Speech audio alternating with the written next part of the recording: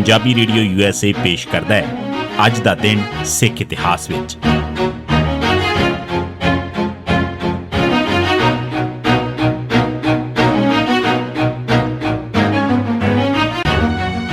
सिख इतिहास दीआं घटनावां च 14 सितंबर दा दिन 1777 ਜ਼ਾਬਤਾ ਖਾਨ ਧਰਮ ਸਿੰਘ ਬਣਿਆ। 1776 ਚ ਸਿੱਖਾਂ ਤੇ ਜ਼ਾਬਤਾ ਖਾਨ ਵਿਚਕਾਰ ਫਿਰ ਸਮਝੌਤਾ ਹੋ ਗਿਆ। ਦੋਹਾਂ ਦੀ ਸਾਂਝੀ 30-40 ਹਜ਼ਾਰ ਫੌਜ ਨੇ ਹੁਣ ਦਿੱਲੀ ਵੱਲ ਕੂਚ ਕਰ ਦਿੱਤਾ।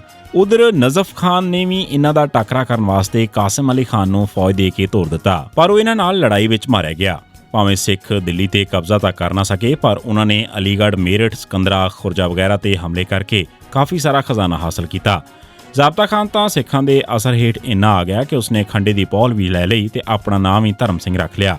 ਇਸ ਬਾਰੇ ਇਹ ਬੋਲ ਅੱਜ ਵੀ ਮਸ਼ਹੂਰ ਨੇ ਕਿ ਏਕ ਗੁਰੂ ਕਾ ਦੋ ਚੇਲਾ, ਆਧਾ ਸਿੱਖ ਆਧਾ ਰੋਹਿਲਾ। ਇਨੀ ਦਿਨੀ ਮੁਗਲ ਦਰਬਾਰ ਦੇ ਨਵਾਬ ਵਜ਼ੀਰ ਆਸਿਫ ਉਦ-ਦੌਲਾ ਨੇ ਵੀ ਸਿੱਖਾਂ ਤੱਕ ਪਹੁੰਚ ਕੀਤੀ ਤੇ ਸਮਝੌਤੇ ਵਜੋਂ 10 ਲੱਖ ਰੁਪਏ ਦੀ ਪੇਸ਼ਕਸ਼ ਕੀਤੀ। ਪਹਿਲਾਂ ਤਾਂ ਰਾਏ ਸਿੰਘ ਨੇ ਇਹਨਾਂ ਨੂੰ ਮਨਜ਼ੂਰ ਨਾ ਕੀਤਾ, ਪਰ ਜਦੋਂ ਉਹਨਾਂ ਹਾਂ ਕੀਤੀ ਤਾਂ ਵਜ਼ੀਰ ਨੇ ਪੇਸ਼ਕਸ਼ ਵਾਪਸ ਲੈ ਲਈ। ਉਧਰ ਨਜ਼ਫ ਖਾਨ ਨੇ ਵੀ ਸਮਰੂ ਨੂੰ ਨਾਲ ਲਾ ਕੇ ਜ਼ਾਬਤਾ ਖਾਨ ਦੇ ਇਲਾਕੇ ਤੇ ਹਮਲਾ ਕਰ ਦਿੱਤਾ। ਅਮੀਰਗੜ੍ਹ ਤੇ ਗੌਸਗੜ੍ਹ ਵਿਚਕਾਰ ਹੋਈ ਲੜਾਈ 'ਚ ਜ਼ਾਬਤਾ ਖਾਨ ਨੂੰ ਹਾਰ ਹੋਈ ਤੇ 14 ਸਤੰਬਰ 1777 ਦੀ ਇਸ ਹਾਰ ਮਗਰੋਂ ਗੁਲਾਮ ਕਾਦਰ, ਅਫਜ਼ਲ ਖਾਨ, ਸੁਲਤਾਨ ਖਾਨ ਤੇ ਹੋਰ ਰੋਹੀਲਾ ਜਰਨੈਲਾਂ ਨੇ ਹਥਿਆਰ ਸੁੱਟ ਦਿੱਤੇ, ਪਰ ਜ਼ਾਬਤਾ ਖਾਨ ਨੇ ਅਜਿਹਾ ਕਰਨ ਤੋਂ ਨਾ ਕਰ ਦਿੱਤੀ। 1924 ਜੈਤੋ ਪਾਠ ਅਖੰਡ ਪਾਠ ਖੰਡਤ ਮੋਰਚਾ ਸ਼ੁਰੂ।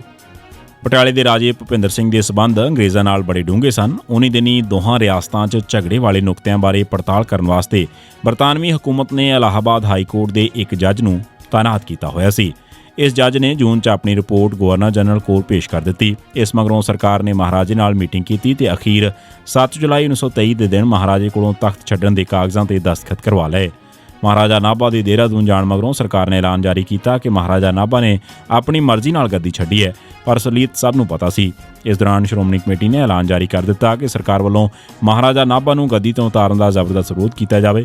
ਸ਼੍ਰੋਮਣੀ ਕਮੇਟੀ ਨੇ ਇਸ ਵਿਰੁੱਧ ਰੋਸ ਜ਼ਾਹਰ ਕਰਨ ਵਾਸਤੇ 29 ਜੁਲਾਈ ਨੂੰ ਅਰਦਾਸ ਦਿਨ ਤੇ 9 ਸਤੰਬਰ ਨੂੰ ਨਾਭਾ ਦਿਨ ਵਜੋਂ ਮਨਾਉਣ ਦਾ ਐਲਾਨ ਕੀਤਾ। ਇਸ ਸੰਬੰਧ 'ਚ ਸਿੱਖਾਂ ਦਾ ਇੱਕ ਇਕੱਠ 27 ਅਗਸਤ ਨੂੰ ਜੈਤੋ 'ਚ ਵੀ ਹੋਇਆ। ਇਸ ਦੀਵਾਨ 'ਚ ਮਹਾਰਾਜਾ ਨਾਭਾ ਨੂੰ ਗੱਦੀ ਤੋਂ ਉਤਾਰਨ ਦੀ ਜ਼ਬਰਦਸਤ ਨਿੰਦਾ ਕੀਤੀ ਗਈ। ਨਾਭਾ ਸਰਕਾਰ ਨੇ ਇਸ ਦੀਵਾਨ 'ਚ ਹਿੱਸਾ ਲੈਣ ਵਾਲੇ ਸਿੱਖ ਆਗੂ ਨੂੰ ਗ੍ਰਿਫਤਾਰ ਕਰ ਲਿਆ। ਸ਼੍ਰੋਮਣੀ ਕਮੇਟੀ ਨੇ ਇਹਨਾਂ ਗ੍ਰਿਫਤਾਰੀਆਂ ਦਾ ਸਖਤ ਵਿਰੋਧ ਕੀਤਾ ਤੇ ਨਾਲ ਹੀ ਜੈਤੋ 'ਚ 27 ਅਗਸਤ ਵਾਲੇ ਦਿਨ ਦੀਵਾਨ ਨੂੰ ਜਾਰੀ ਰੱਖਣ ਦਾ ਐਲਾਨ ਕਰ ਦਿੱਤਾ। ਇਸ ਦਾ ਮਾਨਾ ਇਹ ਸੀ ਕਿ ਜਦੋਂ ਤੱਕ ਸਿੱਖ ਆਜ਼ਾਦੀ ਨਾਲ ਤੇ ਆਪਣੀ ਮਰਜ਼ੀ ਮੁਤਾਬਕ ਦੀਵਾਨ ਨਹੀਂ ਕਰ ਲੈਂਦੇ, ਉਦੋਂ ਤੱਕ ਦੀਵਾਨ ਸਜਾਉਣ ਵਾਸਤੇ ਪ੍ਰਦਰਸ਼ਨ ਚੱਲਦੇ ਰਹਿਣਗੇ।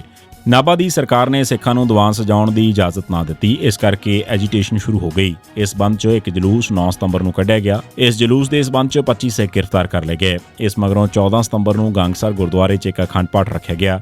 ਅੰਗਰੇਜ਼ ਫੌਜੀਆਂ ਨੇ ਗੁਰਦੁਆਰੇ 'ਚ ਦਾਖਲ ਹੋ ਕੇ ਪਾਠ ਕਰਦੇ ਗ੍ਰੰਥੀ ਗਿਆਨੀ ਇੰਦਰ ਸਿੰਘ ਸਮੇਤ ਸਾਰੇ ਸਿੱਖਾਂ ਨੂੰ ਗ੍ਰਿਫਤਾਰ ਕਰ ਲਿਆ। ਇਸ ਤੇ ਸਾਰੇ ਪਾਸੇ ਜ਼ਬਰਦਸਤ ਰੋਹ ਪੈਦਾ ਹੋਇਆ ਤੇ ਇਸ ਦੇ ਨਾਲ ਹੀ ਜੈਤੋ ਦਾ ਮੋਰਚਾ ਸ਼ੁਰੂ ਹੋ ਗਿਆ। 1940 ਮਹਾਤਮਾ ਗਾਂਧੀ ਨੇ ਸਿੱਖਾਂ ਦੀ ਕਿਰਪਾਨ ਵਿਰੁੱਧ ਪੜਾਸ ਕੱਢੀ।